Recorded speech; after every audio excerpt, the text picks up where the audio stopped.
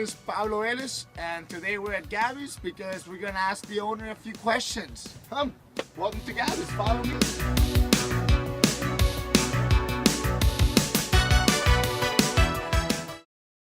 Right. Gabby's online marketing goals include bringing people into Gabby's, spreading the word, helping Gabby's gain popularity, attracting customers, retaining customers, creating traffic at Gabby's, facilitating customer service and boosting public relations, and educating customers. At the end of the day, we measure success simply through the number of customers who walk through our doors and the average amount each customer will spend.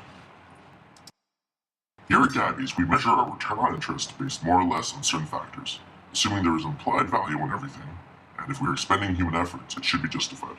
Such factors include customer acquisitions, the leading generation, clicks, revenue, contest entries, and determining our goals so we know which factors we're measuring and what success looks like. Because if you're not measuring success, how do you know you are making progress?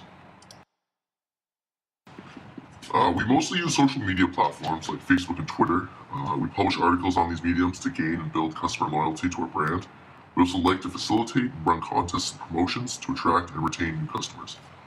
And even posting a little joke or something funny on Facebook helps, as long as people continue to recognize our brand.